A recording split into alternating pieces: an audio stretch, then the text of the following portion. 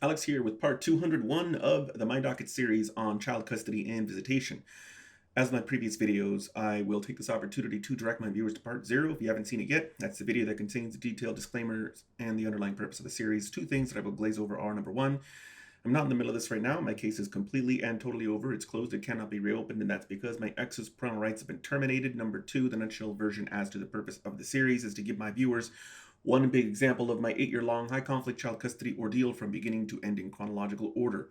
We are now going into what I know so many people have been waiting for, what I get so many emails about. We are going into the petition for termination of parental rights. It's happening now, and based on my computations, it looks like we will be through the TPR and the adoption within the next 3 weeks, possibly 4 weeks, depending on if I intersperse a few. I don't know if that's a word, depending on whether I include some high conflict child custody videos and legal nuts and bolts videos, or if I just fire off these 9 videos all consecutively. Anyway, mindset. I was hopeful. I wasn't necessarily 100% for sure feeling like it was going to go through. I felt like it most likely was going to go through. I guess if I had to put a number on it, I would put 95%. And I didn't want to wait. I mean, some people, gave me the advice, wait a year, wait 2 years.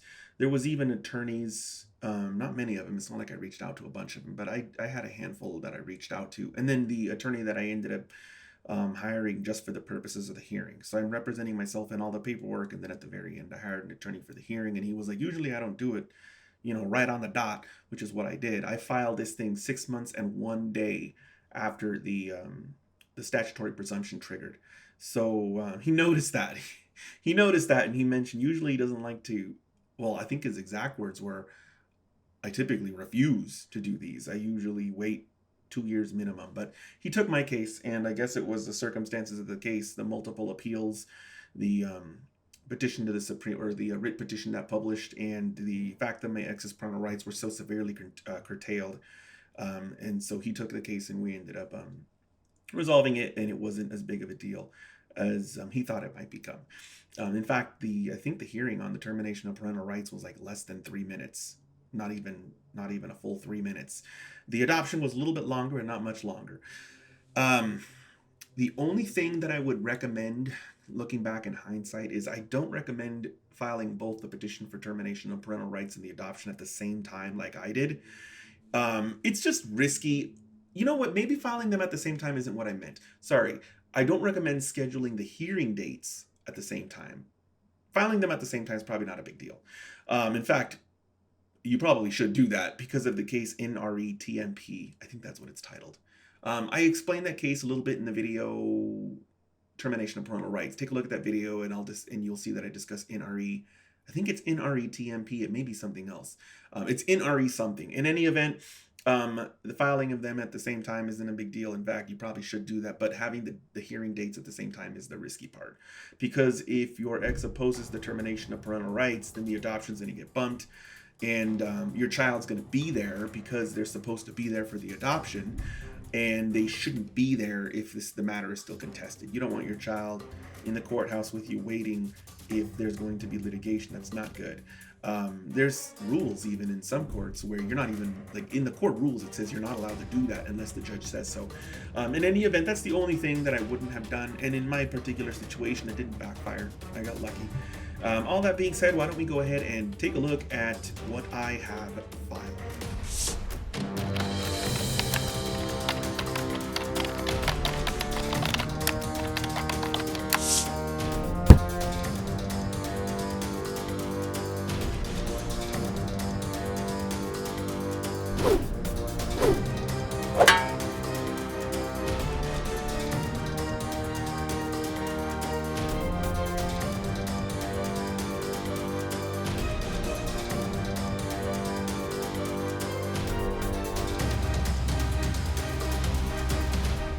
Here we have my petition for termination of parental rights. I guess I called it the petition to terminate parental rights. I think the typically lawyers will title it Petition for Termination of Parental Rights. You can see that I am representing myself doing this. In the upper left-hand corner, there's no attorney. The caption, as you can see, is a little awkward, a little different than a normal child custody or divorce action, and I think this is outlined in the statutes. I think it specifically is mentioned in the statutes as to how this has to look. So this is a petition, so this is a pleading, and I don't think we've looked at a pleading for a while now on the series. There were the two initial one, no, just the one initial one, and then we have the, I know there was the petition for writ of mandate. No, there was actually the petition for judicial review as well. So this is the fourth one. I guess we have gone through a few petitions. Anyway, the petitions, as I mentioned in the video, the complaint, are a list of allegations. You're putting in the targets to the lawsuit, and you're putting in the issues to the lawsuit. In this case, the things that are going into the box are the issues that are going to give the court subject matter jurisdiction over this, and then of course the target, which would be my ex. If you want to know more about the technical details, look at the video, the complaint. I go into that a little bit more. The reason I mention this is because sometimes self-represented people think that the petition or the complaint, or in this case the petition, is more than what it needs to be, that you need to prove your case and attach all kinds of stuff and have proof, and that's not at all what goes on, with rare exceptions which are discussed in that video. I'm just creating that list of allegations, which is going to give the court subject matter jurisdiction and personal jurisdiction that it needs to enter the decision that I'm asking it to enter. So these are the allegations. Number one, we have this child who's a minor child who's of age 9. Number two, that he was born in Reno. This matters because the state needs to have jurisdiction over the child. Number three, that he has resided at this specific address since January of 2015. That matters because we want this court to have venue. If you want to know the difference between personal jurisdiction, the difference between, I guess they call it the forum, watch the video on the topic, I believe it's for personal jurisdiction, and if you want to know more about venue, watch the video on the topic venue. They're two different things. So jurisdiction is in the state of Nevada, venue is in the 8th Judicial District Court. Next allegation, by the way, there's this statute that discusses this, actually gives you venue in quite a few different areas. Like, it didn't even have to be here. It could have been filed in Washoe. If I remember correctly, there were 3 different lines in that statute that gave you your choice. I think it was something like where your ex lives could be one place, where you live could be another place, and then there was a third thing maybe. I don't know. So that's the purpose of those allegations. The next allegation is that I'm the natural father of the child, and the reason that matters is because within the series of statutes there are a list of people who can file a petition for termination of parental rights.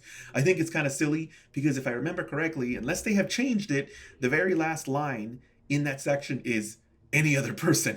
So I don't know if that could be a mini homework assignment if somebody wants to track that down and let me know if I'm right about that. But if I remember correctly, the people who can file a termination of parental rights, one of them is any person, which is a little odd, but okay. Next, we have that I have primary physical custody of the child and sole legal custody of the child. I think the only reason this might matter would be for adoption. This might not even need to be in here. But it sure does make me look good because it's not like I'm a random stranger. I already have custody and control of this child. So that might be a bit of an extra allegation in there. We have my residence, which just cements the venue argument. We have my ex's residence, my ex's status as the mother of the child, which is going to give the court jurisdiction over her, personal jurisdiction over her as one of the targets to the lawsuit. My ex has limited right to supervised visitation of the child. My ex has in-person visitation rights suspended. This is a little extra, but as I mentioned earlier, it makes the case stand out. You don't really have to have extra things in there, but sometimes it helps to have them in there as long as you don't get out of control and go way too far into the case, which is going to be dealt with later on during discovery and the evidentiary portions of the case. My ex's residence is unknown. My ex's last known place of residence was in Reno. Let's see. The nearest known relative to my ex is her brother. I think that this was in the statutes as something that had to be put down in the allegations. I'm pretty sure, but I'm not 100% sure. The child is not an Indian child. This is something that usually makes an eyebrow go up. Why is that relevant? It's relevant because the law says so. In the statutes themselves, it specifically says that you have to include this allegation. You have to tell the court whether your child is or is not an Indian child. If you don't do this, it could be dismissed. And the reason, and there's a lot of details behind this, but there's a bunch of treaties with the federal government on how the federal government can go, or the state governments can go about depriving um, an Indian child of their bond with their Indian parent. That's if the answer to this is yes, the child is an Indian child, it gets more complicated. I'm not going to go into that because it didn't come up in this case. Maybe someday I'll discuss it in a separate video. My next allegation is that I'm a full-time salaried software engineer, that I am not receiving public assistance. I think that this is also mentioned. I think they want to know if you're getting public assistance. The next allegation is that the child is not receiving public assistance. The next allegation is that my ex's last communication to our son was on October 13th, that her last in-person visit was on November 9th, that she last provided financial support for him on August 19th. These three allegations are going into the abandonment of the child portions of the statutes. So there are statutes that discuss when termination of parental rights is appropriate. And those have to do with, there's quite a few things in there, but the easiest one is the abandonment of the child one. And the reason why is because if you can show abandonment for 6 months at least, then you create a presumption that a termination of parental rights has to occur, which means now some kind of evidentiary support has to be brought to the court's attention to overcome that rebuttable presumption. If that does not occur, then the court is forced to terminate the parental rights of my ex. So this is one of the, and the reason why I say that is because it's actually occurred. It's not just the law, because the law says that, but it's actually occurred in our case law history in Nevada. There was a case that published. I was going to say popped out. There was a case that published, and that case overturned determination of parental rights. There was an adoption, or sorry, there was an abandonment for a certain amount of time, and the Supreme Court said, well, just because there's abandonment doesn't necessarily mean this is what you should do. And so they overturned that TPR. Then there was another case that came out later where the Supreme Court did the exact opposite. There was somebody who abandoned their child, and the court refused to terminate the parental rights. The Supreme Court stepped in and said, no, you have to. And what was the difference between that first case and that second case? There was a law. And that's what they discussed in the second case. There's a new law that came out that changed everything. And so that's the law that I'm using. It's the 6-month presumption of abandonment statute. And you have to allege it. It has to be in the petition.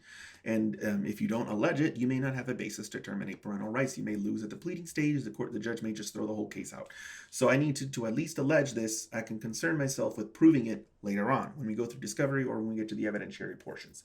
But this is why these allegations are in here. Let's see. My ex has been found to have committed dental neglect. My ex has been found to have committed physical abuse. My ex appears... Now, the first one for sure, because it had occurred at an evidentiary hearing.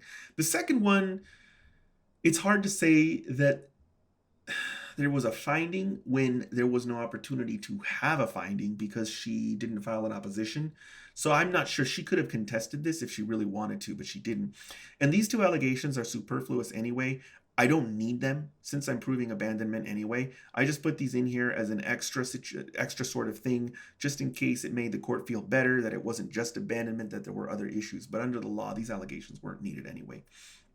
Let's see here, my spouse desires to adopt the child. This is relevant because of NRETMP. I'm not going to talk about it now because I spent a lot of time in that other video talking about why this matters.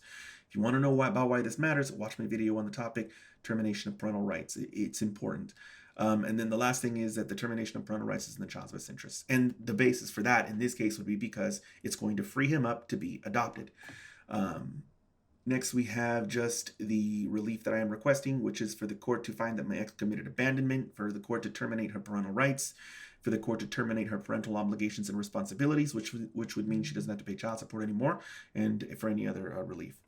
Next, we have the verification. This is required under the law. The petition has to be verified under penalty of perjury, which I just did. And next document, we have the consent to service by electronic means. So this is my consent to be served electronically. It's pretty simple. It's just saying, hey, you can serve me by email if you want. A lot of people don't bother doing this anymore. I don't even think anyone does it anymore because they use Odyssey and eFlex now. eFlex is District 2, Odyssey is District 8. And so when you sign up for Odyssey, that's just all automatically taken care of through that system. You'll get served electronically.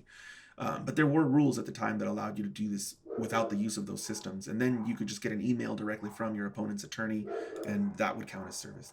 Next, we have the notice of hearing. So this notice of hearing is produced automatically, or not produced automatically. It's not even, okay, so I would have imagined that it would be produced automatically and prepared by the clerk of the court. That's why I said that, is because I would have imagined that this is how it would have occurred. But in this particular situation, they had me prepare the notice of hearing for them, and then the clerk just signed it. Let's scroll down, take a look here. Yeah. So the district court clerk signed it, put their seal on it, and I guess some districts will prepare it themselves and issue it and sign it. Other districts will ask you to do that. And I imagine District 8 wanted me to do this because they're so busy. It's a gigantic district with millions of people living there. So I prepared the notice of hearing for the clerk, and the clerk went ahead and signed it. This is my signature, but this is just saying that I submitted it. So I'm not the one with the authority to issue this notice. Only the clerk can issue it. And the reason why is because the law says so. If you look at the statutes for termination of parental rights, you will see that there are specific statutes that say that this has to be issued by the clerk. And if I remember correctly, the language in this notice is verbatim quoted in the statutes, if I remember correctly. So this whole, to Monica Farrar, the mother of the above named person, you are hereby notified that there has been filed in the above entitled court a petition praying for the termination of your parental rights. And it's, like I said, if I remember correctly, it's verbatim. And it has, if anything that's in the statutes, you have to comply with it to the best of your ability.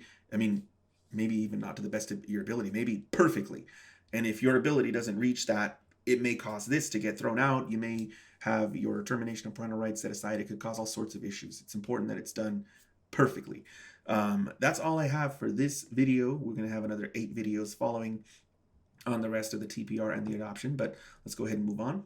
Going into the aftermath, I filed, looks like 2 documents. One of those was free, but the petition, if I remember correctly, it cost me $238. I may be wrong about that. If I'm wrong about that, just go ahead and post it down in the comments below. But I don't believe the filing fees have changed since the date that I filed this. So if they haven't changed, it would have been a $238 filing fee.